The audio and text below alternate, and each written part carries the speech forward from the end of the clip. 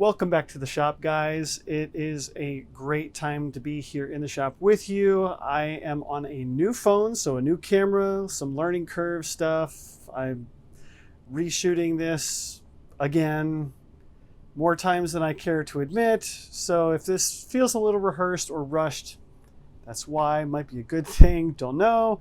Anyway, it's great to be with you, and one thing that I have found helpful to make consistent progress on a project is to make sure that you have the right parts on hand.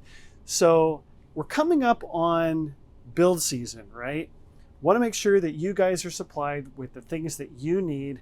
So make a plan, figure out what model you're going to build, see what parts you need. Head over to dubro.com and pick up those hardware needs. Use my code JOSH10 in checkout and save yourself 10% on your order. It's going to be a great build. I know it because we're all building awesome things together. And let me get into the update on the Seabee. The fuselage is looking great. I've got a whole bunch of glass laid out. I haven't done the whole fuselage, but I have done like difficult sections like this in the back, the bottom. The main forward part of the fuselage is completely done. And again, it's 3/4 ounce cloth with water-based polyurethane sanding sealer, and use a hairdryer to accelerate that. Works just fine. On the bottom of the fuselage, I have gone ahead and added this keel extension that's called for in the plans. And the reason you want to use this keel extension is it helps keep the water, from what I understand anyway, it keeps the airplane going straight in the water. So you want to make sure that you do that. I mean, it's not scale, but again, water doesn't scale just like air doesn't scale. So there are some things that you have to do for these models in order to make them work. I'm not going fishing out into the water to get this thing out every single time. So yeah, anyway, that's why I did it. It's applied, so I've just got a piece of balsa here, but this is hard bass that I had to shape using some heat as well as the Windex formula. But it's on there and glassed, 2 layers of 3/4 ounce cloth with epoxy. I used masking tape around the perimeter to keep the epoxy where I don't want it to be. And I originally wanted to use 6 ounce as a base layer, but it wasn't going to go over these ridges very easily. So I decided to forget that. This honestly is strong enough. The 6 ounce would have been way overkill. I wouldn't have been very happy with myself had I continued to do that. So that is done. There's some additional pinholes that I need to fill with some body filler. Not a huge deal. Some additional sanding, primer, and we'll be good to go there. Turned out great.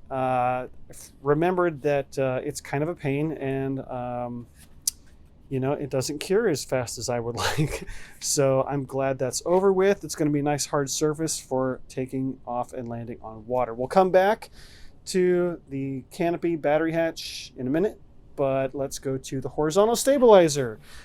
Built, and I covered it again in glass, water-based polyurethane. And in addition to that, I filled the weave, sanded it back, primed it, sanded that back, and that's what you see here. So what did I fill the weave with? I'm so glad you asked. When I was a kid, when I would go to the hobby store and talk to people about different things, whenever you worked with fiberglass, they always said, well, you have to fill the weave and you want to do it lightweight, so you mix epoxy with microballoons. Now, microballoons were a custom order thing. It wasn't something that they just kept on the shelf. So they were really expensive. And so going back into the hobby and being older now, I just assumed that microballoons were still expensive, like this crazy mental block that I had about expensive microballoons.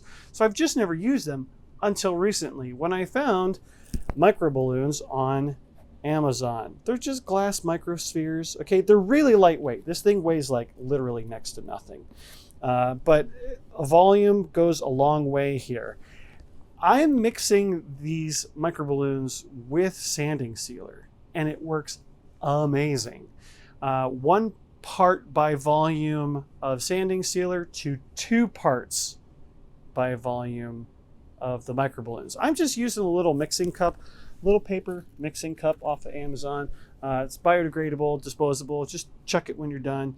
And I get to the consistency of like a light syrup or like thinned out toothpaste. Not the gel toothpaste, the regular toothpaste, you know, because toothpaste. So yeah, that just paint it on and let it cure out. You can accelerate it just like the regular sanding sealer stuff, and then sand it back. It's going to look ugly, but you sand it back to where the glass is and then the weave is filled, and it's really, really smooth. Add your primer, because again, we're trying to promote a mechanical and chemical bond here of the paint.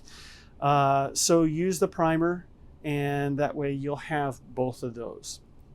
And then obviously sand that back too, because that's what you do with primer. Like, that's the point. You promote adhesion as well as make the surface smooth. And then you get to paint. And that's why I have the canopy here. The canopy has been painted and it's really glossy. Which is amazing. Like, getting in here, you can see how smooth this turned out with this technique. It's really great. I'm using an enamel spray paint on this. Reason I'm using enamel is because, number one, it's really smooth and glossy, but it's a harder finish. The reason we want harder finish is no holes in the boat. I don't want to risk getting holes in my boat, and so with these enamel paints, you can see holes, you can see cracks, and I can go back and repair those pretty easily if there's damage in the future. So it looks fantastic. I've got windows cut out for it, so that's next on the canopy, and that should be done for the next update, because that's pretty straightforward to do. But that's the plan. The whole airplane is going to be white. Needs a stripe of some kind. I still do not have a picture from my in-laws on this airplane, so comment below what kind of color stripe you think I should put on. I'm thinking blue, but I'm also thinking that really nice paprika color that I used on the air truck.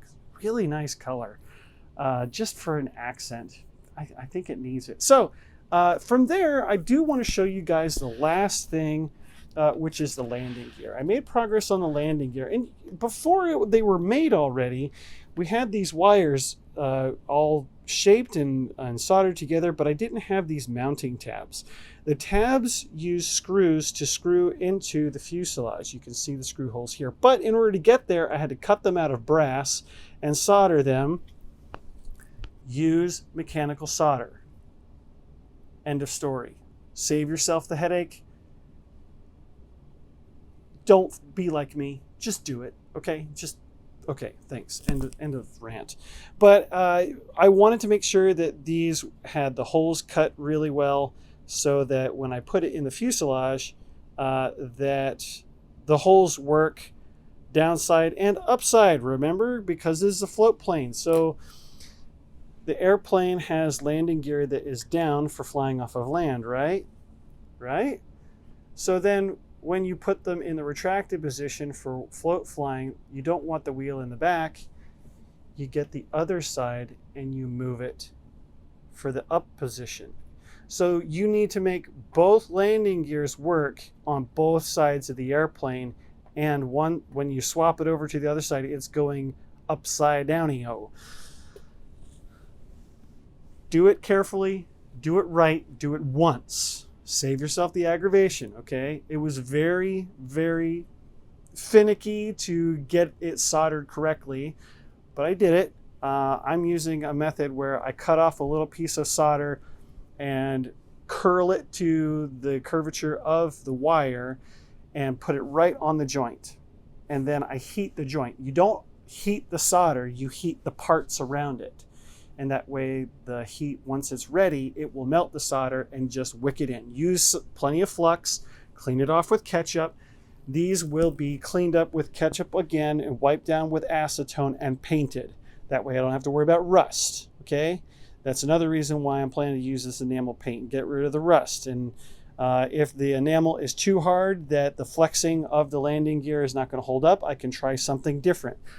But that's the goal. Try to keep things waterproof, watertight at least.